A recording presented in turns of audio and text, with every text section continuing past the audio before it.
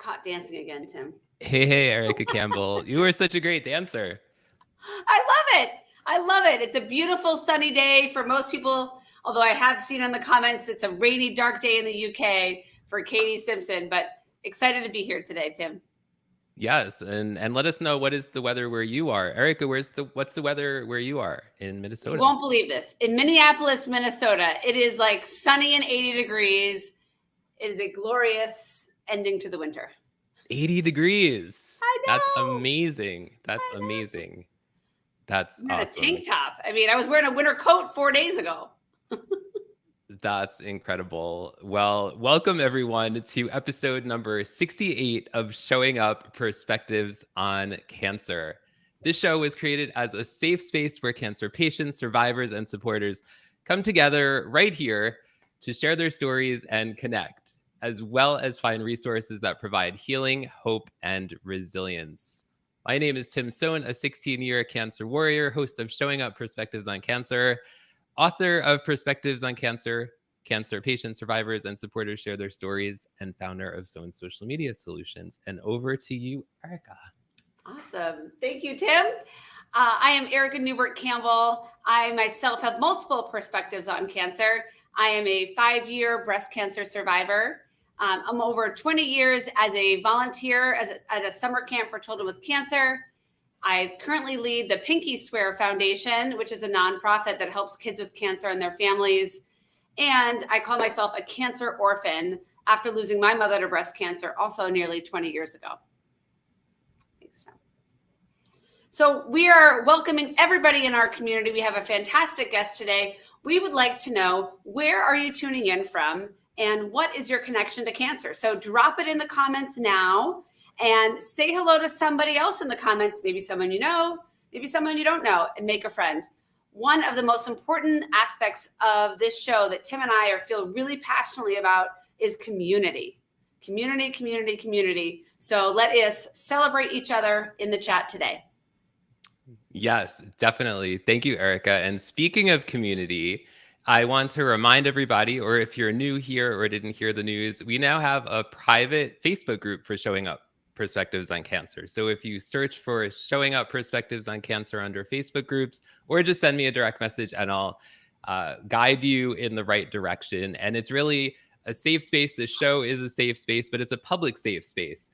But the private Facebook group is like I just said, a private safe space where we can all come together and encourage each other, lift each other up, share resources, things like that. So if you need help getting there, let me know and I'll guide you in the right direction. Also, I want to remind everyone that to save the date, the next in-person Showing Up Perspectives on Cancer event is coming up pretty quickly, September 30th and October 1st in Scranton, Pennsylvania. And our tagline this year is education and inspiration for healing, hope, and resilience. And I'll be setting up the registration for that in the coming weeks. So stay tuned for that. I'm really excited. And just 2 more things quickly. And thank you all who are showing up in the comments. I see your comments and we'll be getting them to them in a few moments. So the Perspectives on Cancer book launch is getting closer and closer. I've been working on the book a lot. And so stay tuned for that. The book is in the process of, the print book is so close to being submitted to Amazon for self-publishing. I'm just waiting on something from the cover designer that has to be resized, but it's so close. So shout out to everyone, including Erica, who contributed to the book, Mark Kageyama, and all the other contributors to the book. I so appreciate all of you. Finally, before we introduce our guests, one thing I've been working on, and I know, Erica, you've been working on this too, is asking for help when we need help. And so one of the areas that we are looking for help with this show is marketing the show and logistics for the show. So if you would like to so generously volunteer your time to help us get the word out, promote the show, handle some logistics for the show, send myself a direct message and Erica a direct message, and we would love to have a conversation with you. Right, Erica? Absolutely. Who doesn't want to work with Tim and Erica? Come on. I just want to celebrate you, Tim. Number one, for asking for help, but number two, for bringing your vision to life on this book. And I'm just really honored and proud of what you created. So thank you. Thank you. And also, you have a book coming up as well. I do. Although I need to ask for help. I actually need some help with the chapter title. So if anybody wants to volunteer for that and get some recognition in my novel, my book about my breast cancer and mastectomy journey, please message me. I love it. I love it. So congratulations, Erica, on your book that's coming up. So now I'm so excited to introduce today's guest. His name is James Gardner. I actually met him in Florida a few months ago in person. That's still a thing sometimes, right? In person at a Podfest, Multimedia Expo. It was such a great event. James is a prostate cancer survivor, and he's also the host of this awesome podcast called Your History, Your Story. I've been listening to several episodes, so you guys should definitely check that out. But what I'd like to do now is I'd like to welcome James to the show. Welcome, James. Hello, Tim and Erica. Thank you for having me on the show. Wonderful. James, I'm so excited for this conversation today. Me too. Definitely. Yeah. And thanks for the great work that you both do. It's such important work that you're doing and getting information out there and building community among cancer survivors. I think it's terrific. Thank you. Thank you. Thank you so much, James. We really appreciate that. Before we dive into the conversation, we just want to say hello to a few people who are tuning in. Katie Simpson is here from the UK. She says, hiya. Hi, Katie. And speaking of asking for help, actually, Katie reached out to me and said, hey, would you like to convert some of your shows into podcasts? So 10 of our shows to start are going to be converted into podcasts, into audio podcasts. So thank you, Katie, for doing that. Katie, that's amazing. Yes. Branwyn is here. She says, hello. Welcome, Branwyn. Welcome, Branwyn. And I saw your comment. You'd love to help, and I will take you up on that, Branwyn. Ooh, that's awesome. Katie says the show will make a great podcast, so helpful for people to binge listen to wherever they are and will be uplifted. I've really been enjoying your podcast. Like when I'm in the car, James, that's when I've been listening to your podcast. Thank you. It doesn't make you fall asleep and you go off the road or anything like that. No hazards involved. No, you are such a great storyteller and such a great interviewer. It just wakes me up. Oh, thank you. I love telling stories, but I really love hearing stories too. So it works together. They merge together for our podcast. Erica, do you want to read some of these comments? Sure. Katie says, a young relative got cancer in her leg and didn't catch it early enough. Sad face, which I agree with.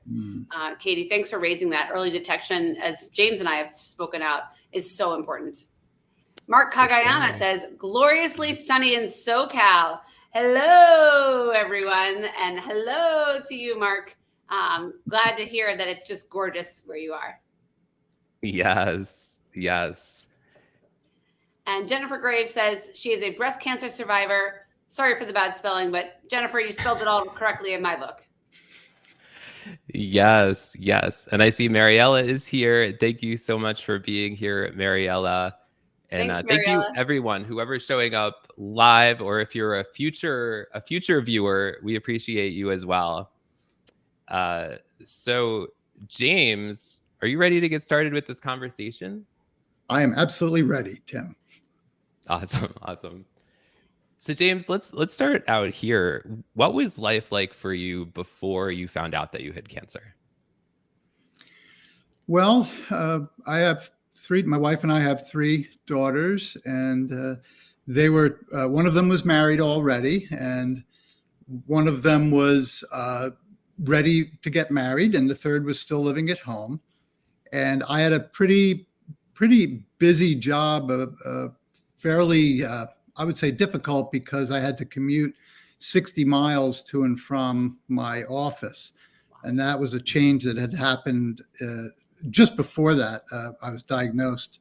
So it was kind of a long haul. I was able to work from home a couple days a week, but it was a tough schedule. I was pretty tired when I got home, but we had an active life. We're very involved in our church, and life looked pretty good, although we saw some changes on the horizon with our daughter and son-in-law and our new grandson. Were actually relocating to Texas from New Jersey, which is where we're from. So that was kind of sad. We were dealing with that. And my middle daughter was marrying a great guy who was in the Air Force, and she was also going to be leaving home for the first time. So it was a challenging time, and a very busy time. Yeah. And in the midst of all this, James, sounds like, you got diagnosed. So tell us your cancer story. How did you find out you had cancer, and what was your treatment plan?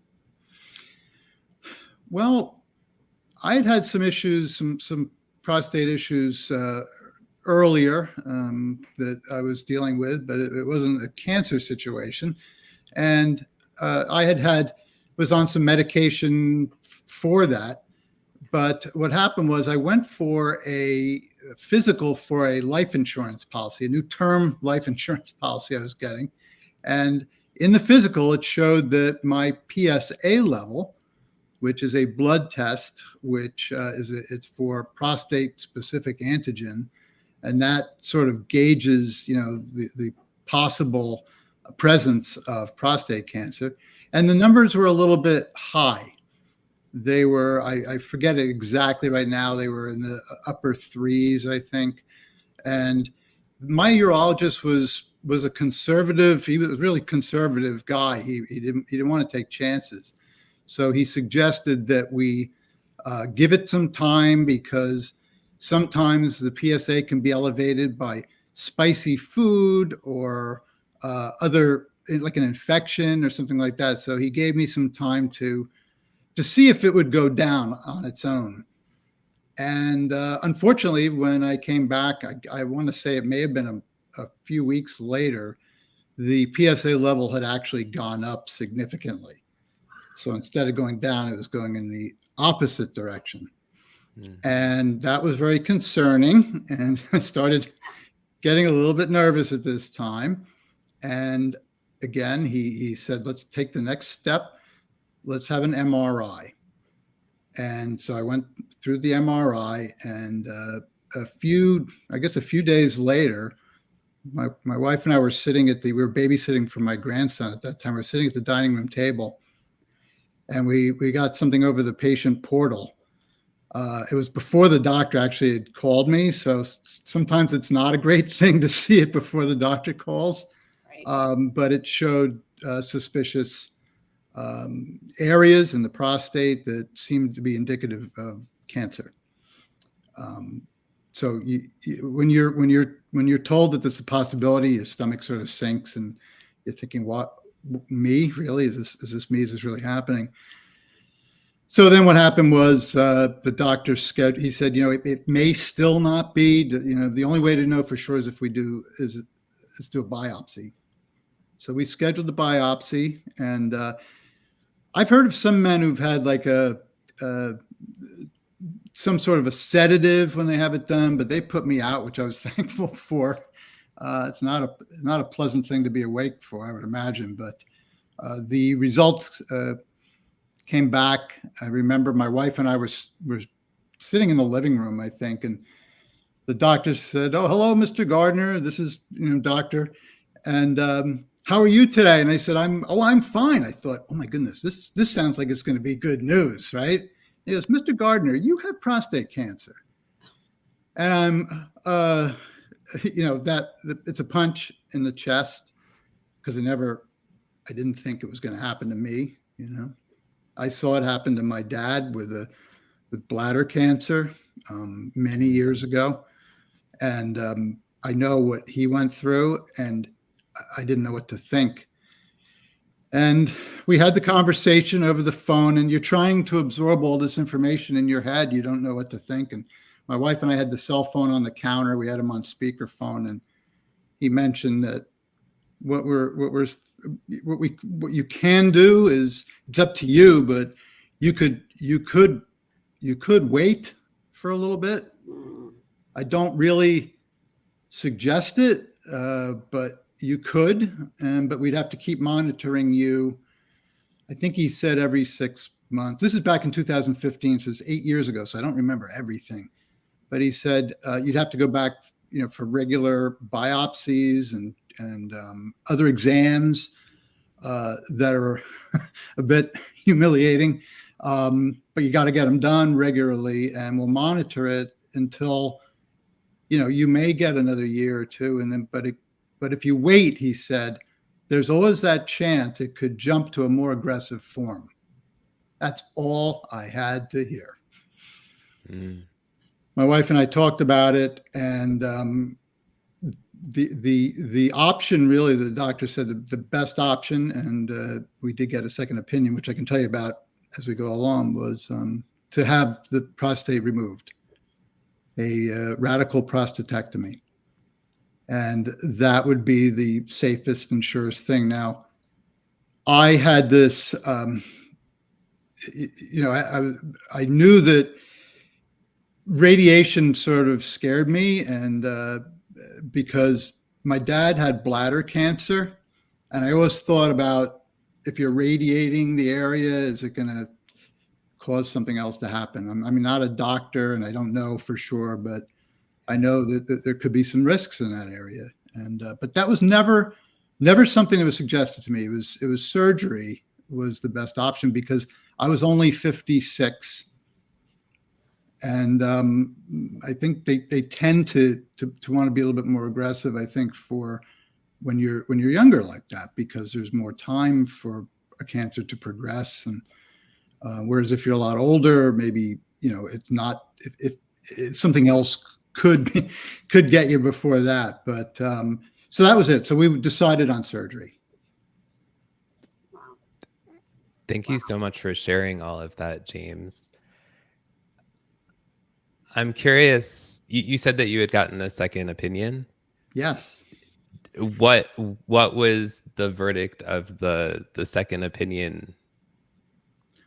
The second opinion was a little story in and of itself, because I'm thinking surgery, and I'm thinking I want to be as close to home. I don't want to take any risks in that area. I don't want to be far away from support network and stuff like that. But it turns out a friend of ours had a brother who had been a doctor, a fairly high-level position down at Johns Hopkins in the urology department. I think it's called Brady Urological. And he had retired, but he knew some people there, some doctors. And we got a referral for a doctor down there who was very good. I can't say enough good about this guy.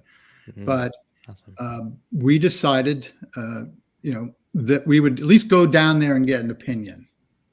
Okay. Yeah. And so I'm thinking, all right, well, we can go down there and get the second opinion from, the best of the best. And then maybe we'll just come back up here and I'll get it done in New Jersey. Yeah. Not down in Baltimore. Sure. So we're about halfway down to Baltimore in the car, Kelly and I. And I was saying, well, when we get the result, if it still says surgery, so we'll consider the choices. And she says, no, she says, we're making the decision. We're getting it done at Johns Hopkins. She overrode me.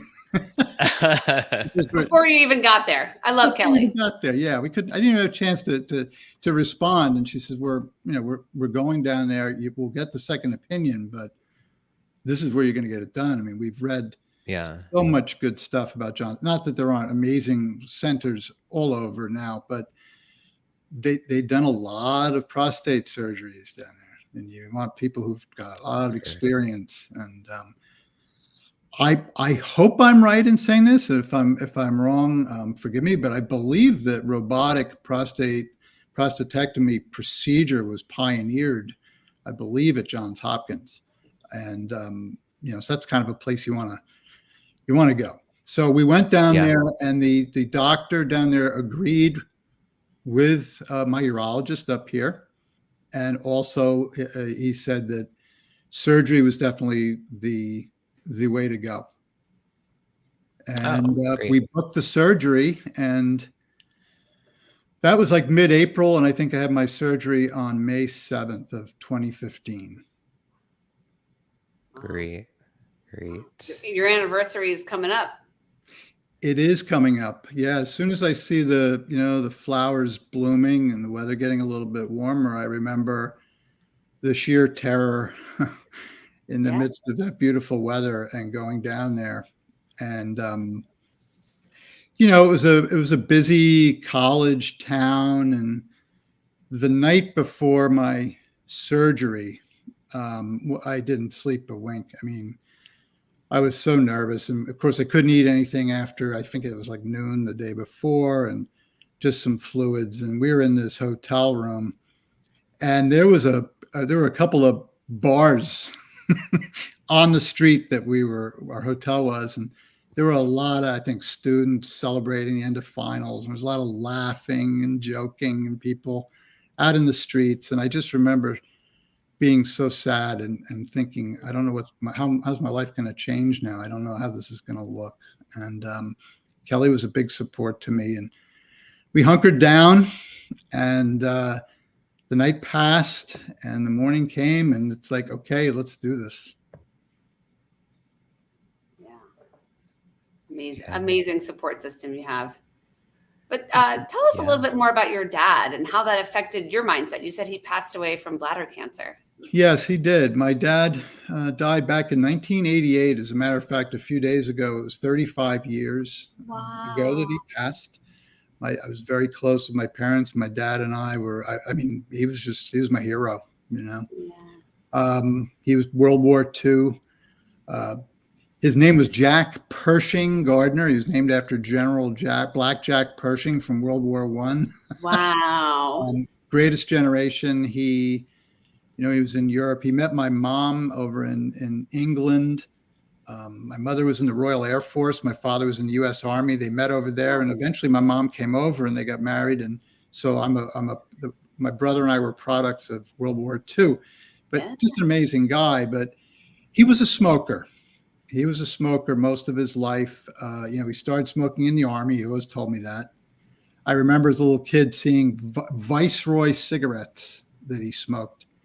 And I remember going to the candy shop, and back in the 60s, when I was a little kid, you could buy, candy cigarettes. And I was always looking for Viceroys so I could be like my dad. Little did I know. He then switched. I don't know whether he thought this was an improvement. He switched to Tiparillos. Which is just, I can only imagine they're just as bad. He gave up smoking in 1981 when he was about 63, but he had been smoking for about 40 years. And I was just married a couple years, and we had two of our three daughters. My father adored the little girls, the two little girls. My youngest wasn't born yet. And he started getting blood in his urine. But my mom and I tend to think that he ignored some other signs. He thought it was prostate. He didn't want to deal with that. It was embarrassing. Prostate surgery was not what it is today. It was a little bit more harsh. And I think he thought that's what it was. Eventually, he went to get a check, and he got a scan, and turned out it was well-advanced bladder cancer, and he had his bladder removed. They created a stoma for him, so he wore a bag. My mother nursed him, and he faded, and he had complications and started on chemo, and it brutalized him. He was a good solid 165, 170 pound, stocky guy, not that tall, but he went down to last, I think he weighed, he might have been 80 pounds, but I'm sure he was under that when he passed. So it was devastating. He tried a couple rounds of chemo, and he died. And I was the youngest in the family, and I was very optimistic all the time. What can we do for Dad? Why isn't he eating? And people were saying to me, you can't force him. He doesn't want to eat. He can't eat. And believe it or not, the day before we were going to speak to a hospice nurse, he passed away the day of, he passed away in the morning. And not to spend too much time parked here, but the day before, I was working 2 jobs at the time. The night before, my wife was here with my mom and my dad, and I was at my second job, and my wife called me and said, James, I think you should come see Dad. And I said, well, I'm going to be there in the morning because we're going to speak to the nurse. And I felt really tired. And to be honest with you, I was shielding myself from the sadness of seeing my dad so close to the end. And I figured I'll see him tomorrow. I just need to go home and eat. I'm so tired. And Kelly said, no, you better come. So I visited him. He was sort of out of it at that point. And next morning we got a call from my mom that he had passed. He was 69 years old, which is only about 4 years older than I am now when we lost him. And I was 29 at the time.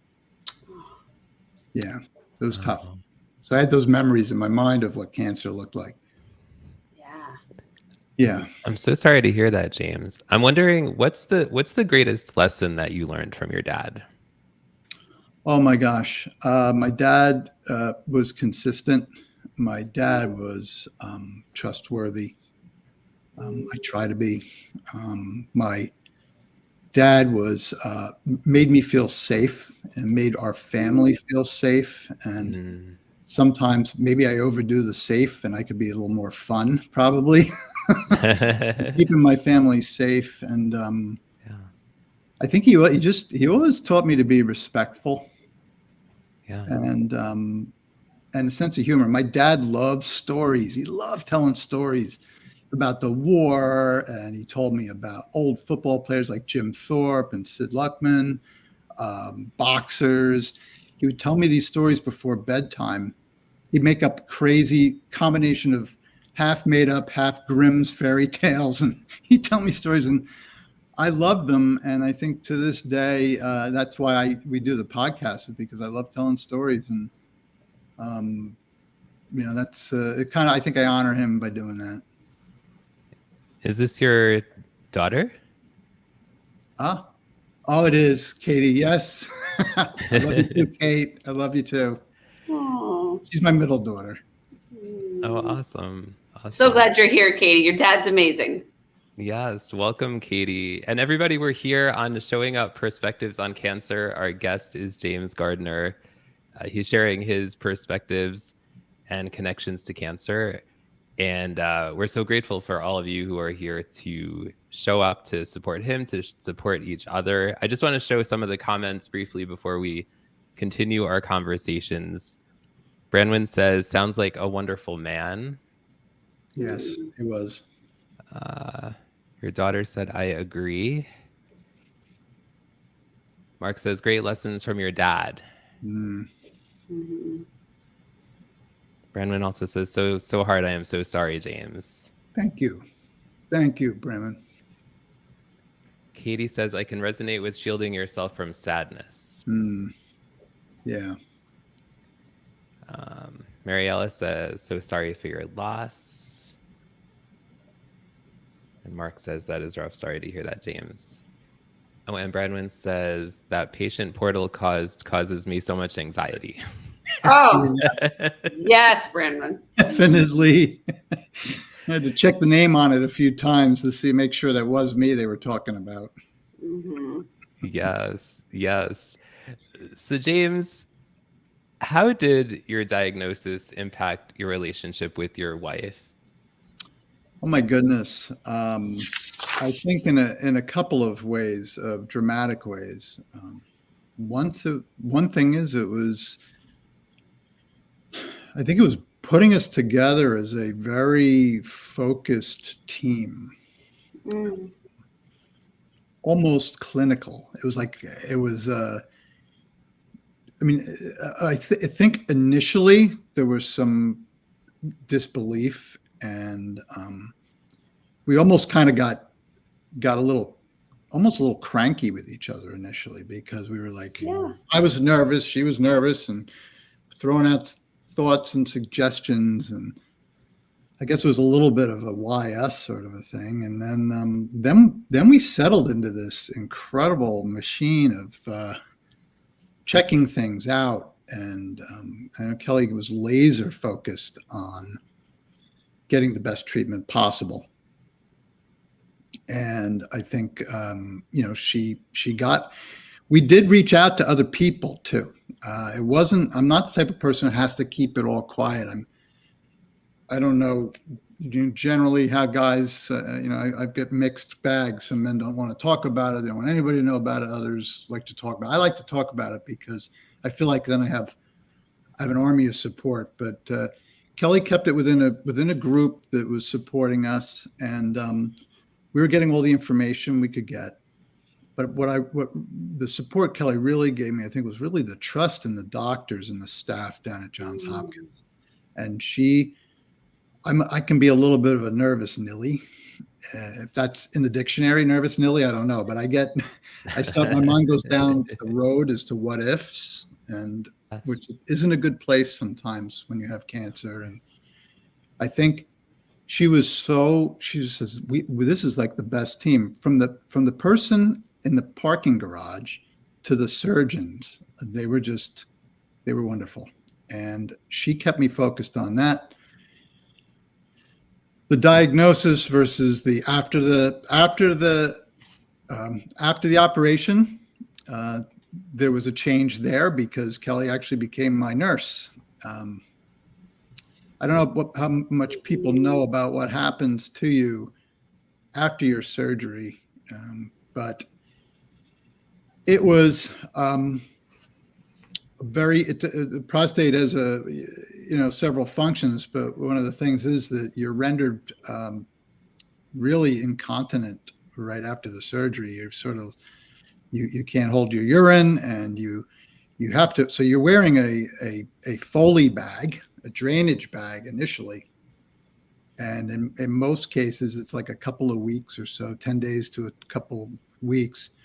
Then you have that removed, and then you still have a period of time where you have trouble controlling your urine flow, and you have to wear diapers, frankly. And my story, which I can tell you about in a second, was actually even more complicated than that. But let's get back to the diagnosis again. Not only did Kelly become focused and become my partner in solving the issue, but we knew our lives were going to change. There's other aspects of prostate removal that are very emotional for the man having the surgery. There's things you have to reconcile yourself to that are personal and emotional, and they affect both you and and my wife. And we almost had to put those to the side, and so we could deal with the cancer. And but she was very good at helping me get back on my feet after that. And after the surgery, first of all, Kelly I drove down to Johns Hopkins, which is 180 miles. So figure about 3.5 hours. But she drove back, and I had to be reclined and back in the seat.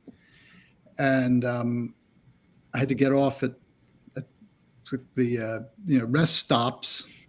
And it was rather pathetic because I didn't know how to use, you're used to, you go to the bathroom for 55 years or whatever it was, 56 years at the time. And all of a sudden you've got this Foley bag. It's just a weird thing. And we had to deal with that.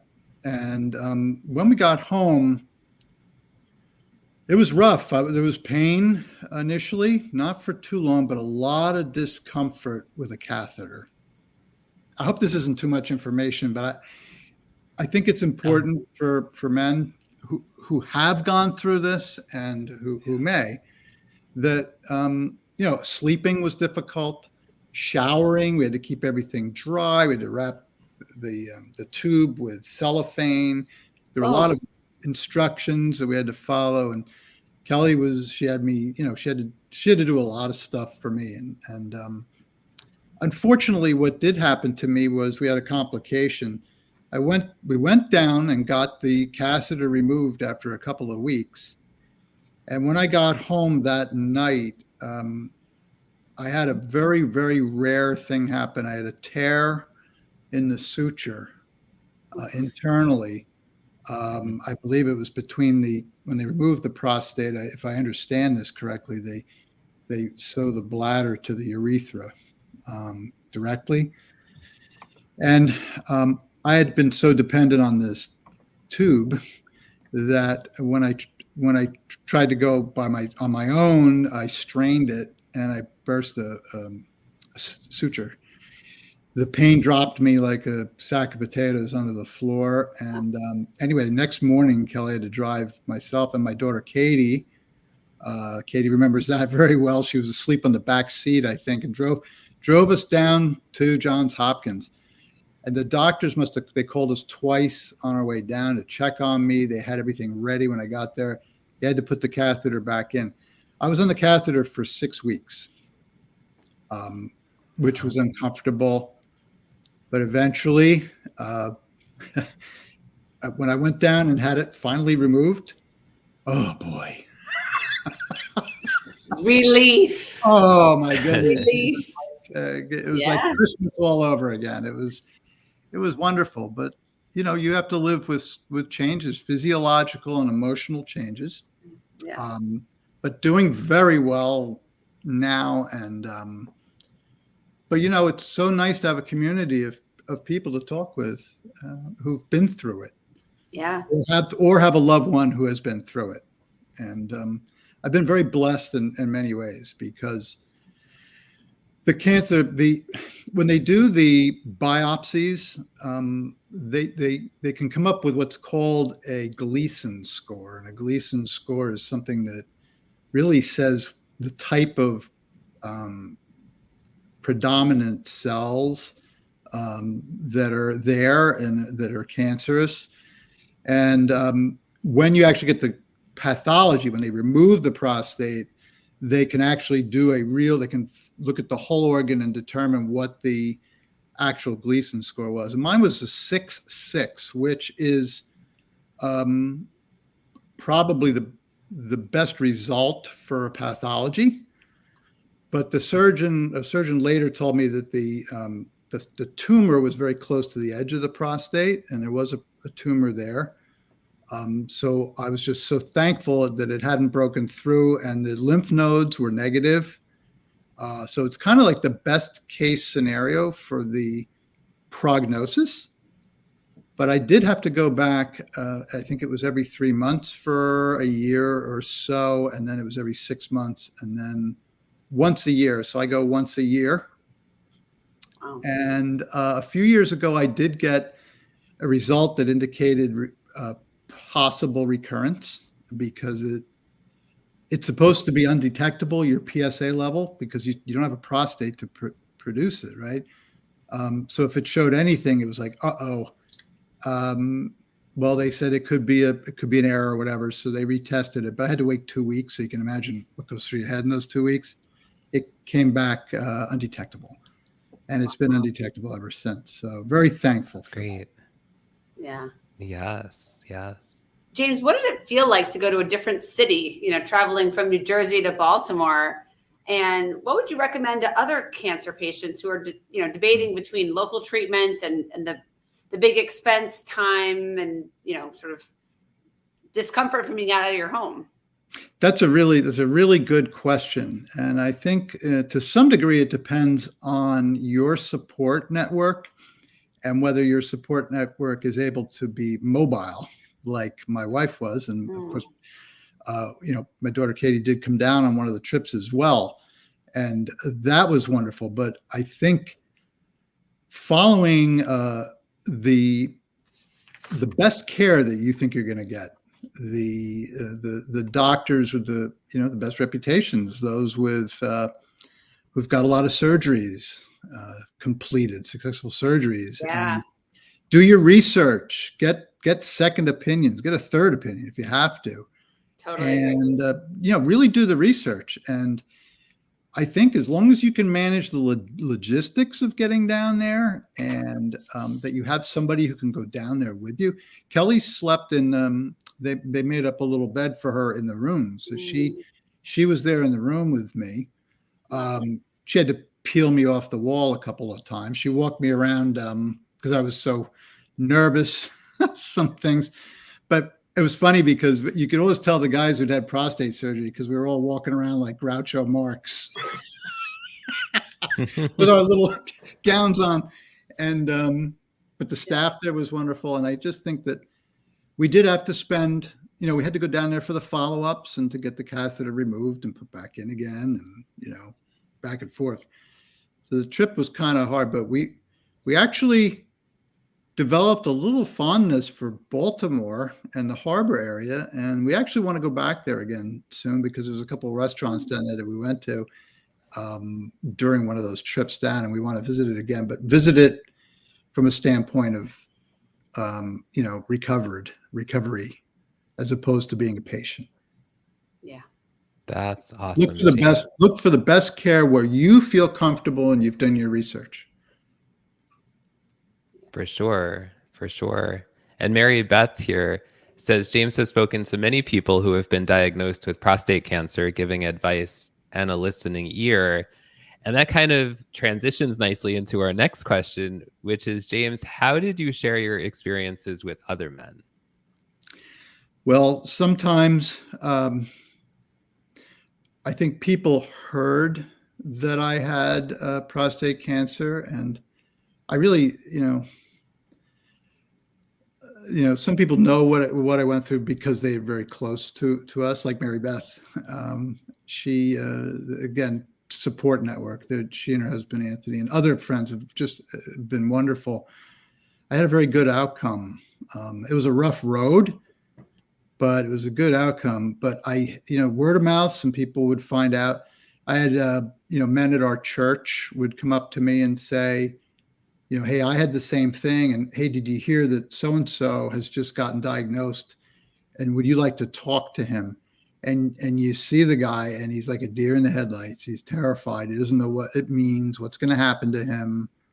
What's his relationship going to be like with his wife? What's going to happen with the surgery? And, and also worried about the darn cancer in your body, the most terrifying thing of all, balancing that.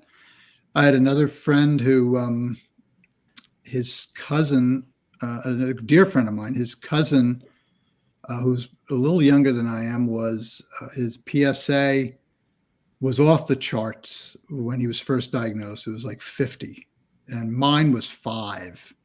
And I had cancer. And we developed we had known each other, but we developed a really good rapport just talking. And he was able to ask me questions that he didn't know how to ask other people, I think. And sadly, he passed.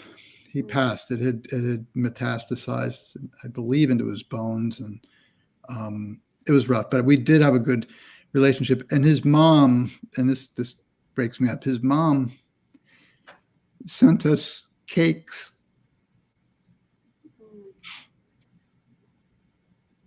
because we were helping her son.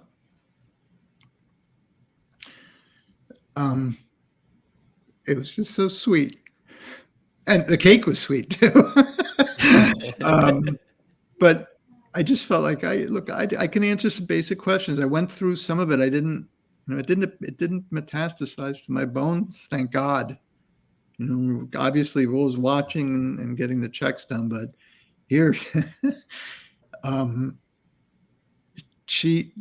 maybe I helped a little bit there. And I'm now currently, I've got actually 3 friends. Some are former colleagues. One's a new friend of mine who have different stages of prostate cancer, and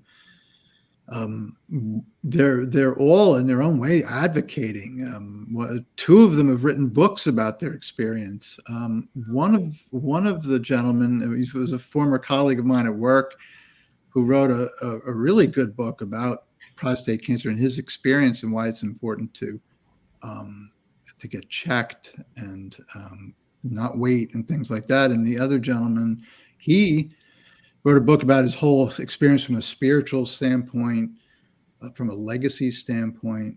He's like a hero, this guy, and his sadly has metastasized, and he's quite unwell. But man, what a spirit this guy has! He's just incredible, you know.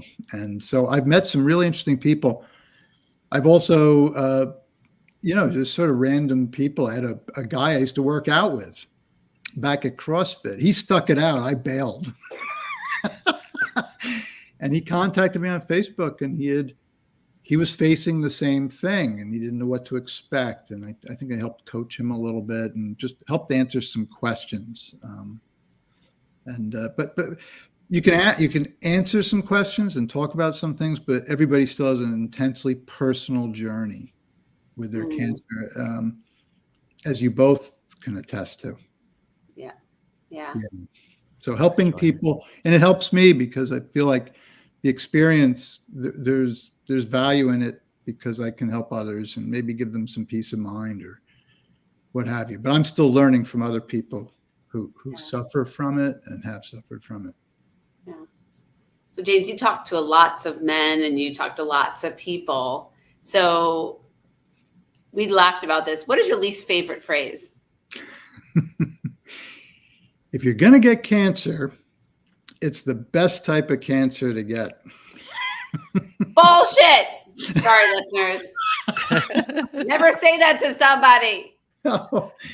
Super well-intentioned people who say it, because what they're trying to do is encourage you. You're going to be okay. You know what I mean? Or that there's probably a better chance you're going to be okay. Yeah. And to some extent, there's certainly a lot of hopeful results with prostate cancer, but I think when people, they want to encourage you, but when you have it, it's not what you want to hear, because it's traumatic for you from a standpoint of you've got cancer in your body. B is, you know that the remedy to it is life-changing, and that there's always that chance it can come back.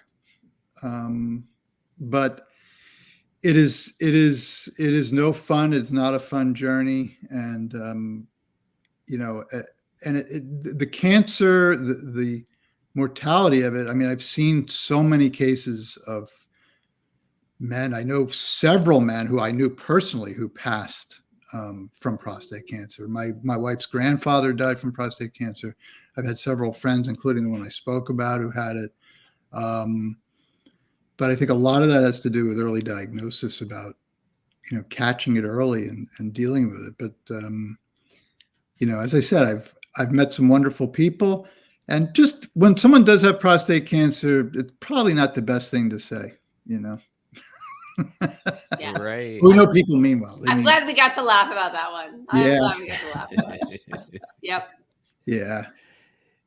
Yes. So everyone, we're here on Showing Up Perspectives on Cancer. Our guest is James Gardner. Before we get to the next question, I want to encourage everybody. The last question we're going to ask James in a few minutes is, what is his one-word perspective on cancer? So we want you guys to put in the chat, start thinking about, what is your one-word perspective on cancer?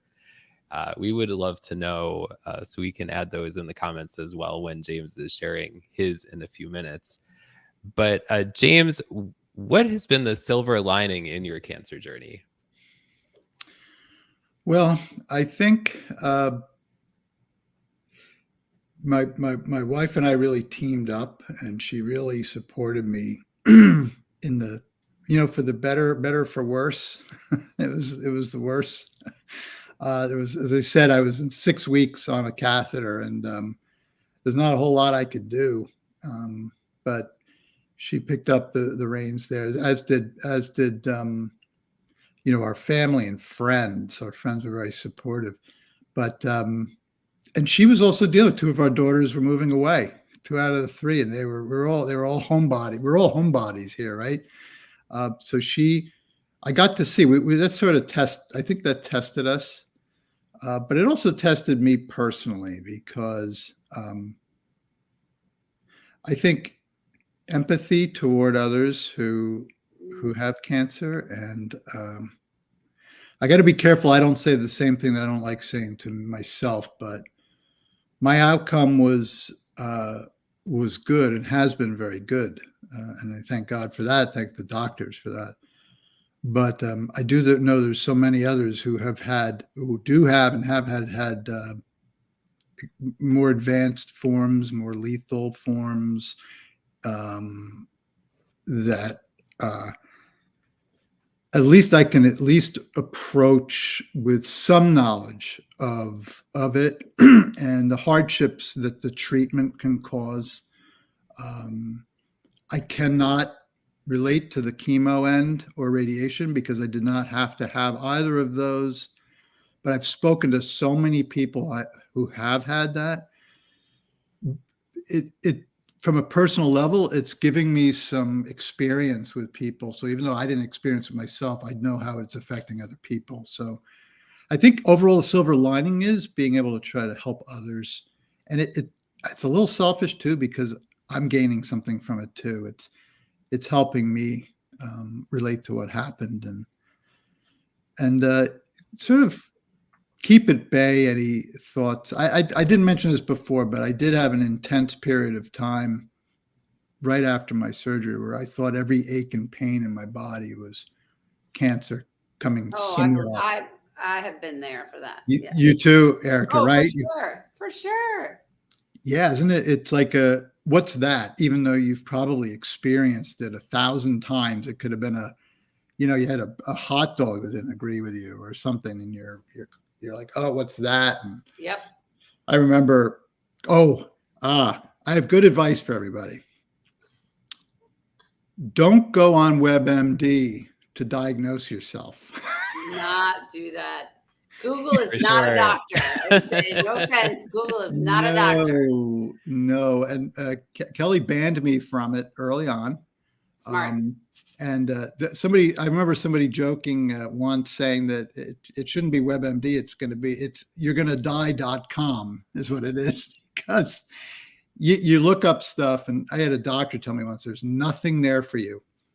Yeah. And I say that, not that there's not value to it. I'm sure there is.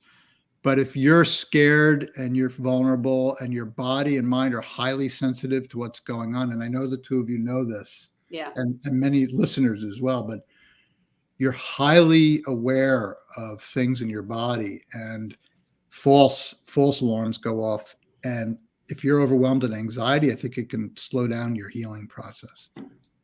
Yeah. Great advice, James. Great advice. So, James, we like to wrap up with the hardest question of the show, which is, what is your one word perspective on cancer? Intrusion.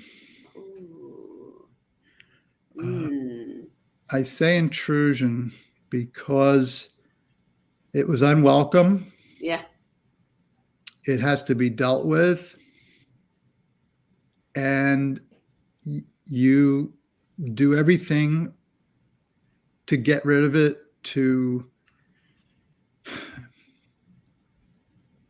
it's like you know it's with you. You wake up in the morning, it was, before I had it removed, I woke up in the morning, it was with me. It's like an unwelcomed visitor. It's an intruder. I don't know any other way to do it, because I think it's an intrusion both in your body, but also in your life, in your emotions, because it's there. Yeah. And you just feel so vulnerable. And like any other intruder, you want to get rid of it. And if you can enlist the aid of others, loved ones, people in this community that you both so effectively interact with, that's your best way of getting the intruder out. And or learning to live with the intruder and keep it in check to the best you can with the best medical services available. But very importantly is support networks. Yeah. Thank you, James. You're welcome. Tim, What's your one word perspective on cancer after hearing all of James' beautiful stories and advice? Hope. Yep. Cancer is what James all said. It impacts us in so many different ways, right? And each of us differently. We each have our own story, physically, mentally, emotionally. But I'm going to go with that word. And I also just want to show Mark's one word is catheters suck. Oh, amen to that one. Maggie Amen to going that. with the S word here. Yep. Absolutely. I love that Mark breaks the rules. 2 words, but they're the best words, Mark. Is definitely a rebel. But what about you, Erica? What's your word? Yes, I was reflecting on this, listening to James's story. My word is journey. And I think about that. Not only did you and Kelly journey, to your treatment to get the best possible care, but the journey that you and your entire family have been on. And it's, and then the journey that you're shepherding other men through. So that was my word today, is journey. Oh, that's great. That is great. I didn't know if I mentioned it. All 3 of my daughters all now live nearby us.